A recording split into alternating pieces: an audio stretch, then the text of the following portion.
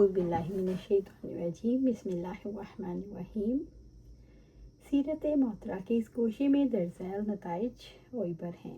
بیت اللہ تعمیر کرنے پر ابراہیم علیہ السلام کے شرف و فضل کا بیان، بیت اللہ کی تعمیر میں باپ بیٹے کا تعاون۔ بیت اللہ کا انہی قدیم بنیادوں پر تعمیر کیا گیا، طوفان نوح سے قبل وہ جن بنیادوں پر تھا، لہٰذا اس قول کو ترجیح مل جاتی ہے جس کے مطابق عہد آدم علیہ السلام ہی سے کعبہ موجود ہے۔ پتھر کی چٹان پر ابراہیم علیہ السلام کے نقوش ایک دائمی معجزہ ہے جو اللہ تعالیٰ اپنے انبیاء علیہ السلام کو عطا کرتا ہے۔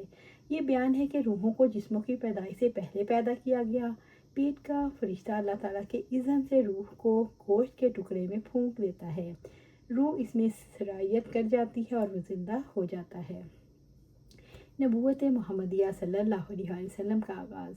بیت اللہ کی تعمیر کے دوران ابراہیم علیہ السلام اور اسماعیل علیہ السلام جو کہتے جا رہے تھے، اللہ تعالیٰ نے اس کے بارے میں ارشاد فرمایا، اے ہمارے رب، اور ان لوگوں میں سے انہی میں سے ایک رسول بھیج جو انہیں تیری آیات پڑھ کر سنائے اور انہیں کتاب اور حکمت کی تعلیم دے اور ان کا تزکیہ کرے۔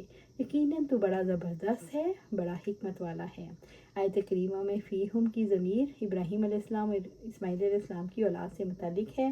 یہی رسول اللہ صلی اللہ علیہ وسلم کی امر نبوت کی ابتدا تھی۔ آپ صلی اللہ علیہ وسلم نے بذات خود اس حقیقت کا اقرار کیا۔ جب آپ صلی اللہ علیہ وسلم سے پوچھا گیا آپ کے امر نبوت کی ابتدا کیا ہے، تو آپ صلی اللہ علیہ وسلم نے فرمایا، میں اپنے باپ ابراہیم علیہ السلام کی دعا اور اپنے بھائی عیسیٰ علیہ السلام کی بشارت ہوں۔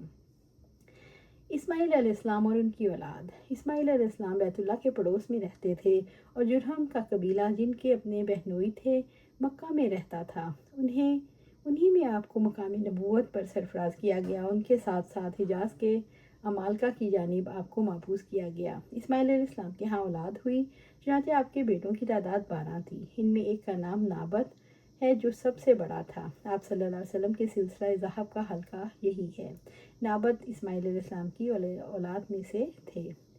ابراہیم علیہ السلام اور اسماعیل علیہ السلام کی دعا کے نتیجے میں اللہ تعالیٰ نے اس کو منتخب فرمایا۔ غیر معروف حالات کی بنا پر نابت اور عدنان کے درمیان سلسلہ ذہب کی چند کڑیاں گم ہیں۔ نابت اور عدنان کے درمیان پشتوں کی تعداد 6 ہے اور ان سب کے سب نے حرم مکی میں قیام کیا۔ اس کے باوجود ان 6 افراد کے نام یاد نہیں۔ آپ صلی اللہ علیہ وسلم جب اپنا سلسلہ ذکر فرماتے تو جزم کے ساتھ عدنان تک پہنچتے اور اس کے بعد رک جاتے اور فرماتے، ماہرین انساب غلط کہتے ہیں۔ اللہ تعالیٰ کا ارشاد ہے، اور اس کے درمیان بہت سی قومیں ہیں، لہٰذا جہاں آپ صلی اللہ علیہ وسلم نے اپنے نسب کی انتہا کی وہی انتہا کرنا زیادہ مناسب ہے۔ نتائج و عبر۔ سیرت محترمہ کے اس گوشے میں درجہ ذیل نتائج اور عبر ہیں۔ اسماعیل علیہ السلام اور عدنان کے درمیان آپ صلی اللہ علیہ وسلم کا نسب مبارک مجہول ہے، لہٰذا ماہرین انساب نے جو آپ صلی اللہ علیہ وسلم کا نسب آدم علیہ السلام تک بیان کیا ہے، اسے یقین کے ساتھ صحیح نہیں کہا جا سکتا۔